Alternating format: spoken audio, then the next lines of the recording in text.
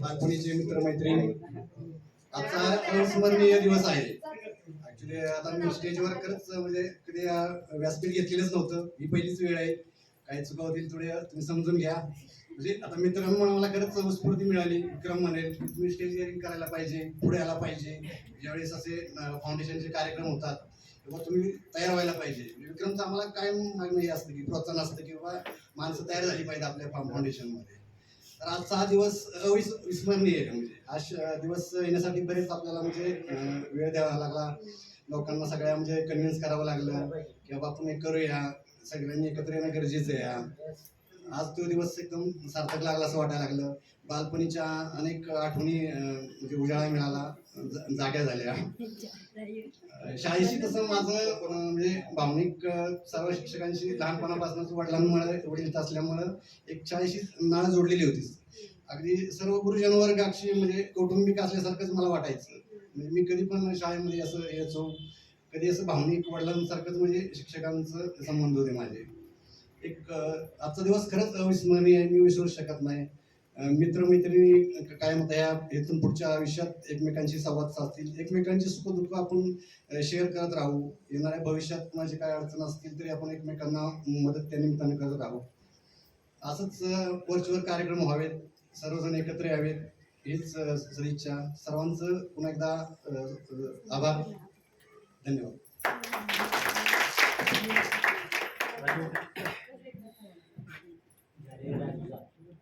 राजू बोलणार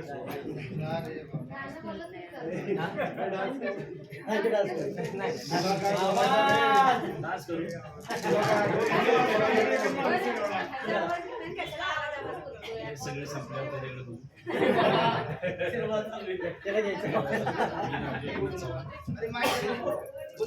मी राजू एकनाथ चव्हाण, कंपनीत कामाला रायगडला.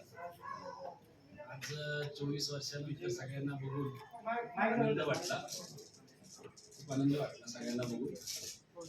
शाळेतल्या आठवणी खूप म्हणजे काहीतरी भरपूर मिस होत आहेत काही गोष्टी. बाबर सरांचा एक किस्सा आठवतोय मला. वळे सरांनी सांगितलं होतं की राजू 10वी पास होणार नाही. सोमवारी पेपर होता मराठीचा 10वीचा आणि रविवारी मला वाटतं मी मॅच खेळतो, क्रिकेट खेळतो. आणि मी ज्यावेळेस फिल्डिंगला होते त्यावेळेस रोडवर बॉल गेला तेव्हा बाबर सरांनी तो बॉल उचलला. मी धावत गेलो. काय ते असं खेळल्यावर पास होशील. कोळे सरांनी मला सांगितलं होतं ह्या पास होणार नाही. बाबर सर म्हणले राजू जर पास नाही झाला तर मला तोड दाखव 10वीच्या फर्स्ट इयर सरांनी सांगितलं. दुसरी गोष्ट सांगण्याचा उद्देश असा की सोमनाथनी जे सांगितलं आता की आपल्याला सगळ्यांना भेटायला 24 वर्ष लागली. मी असं बोलेन की अजून 24 वर्षांनी सगळे परत भेटूया. यांनी सगळ्यांचं आयुष्य वाढत, सगळ्यांचं आयुष्य वाढत. 24-25 वर्षांनी सगळे आहेत तसेच भेटूया.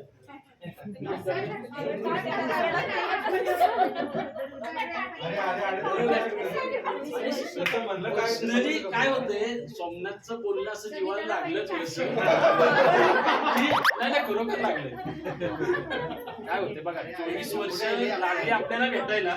माझं असं म्हणणं की अजून 24 वर्ष नाही ना, अजून 24 वर्षांनी परत भेटूया ना. सगळ्यांचं आयुष्य वाढतं प्रत्येक.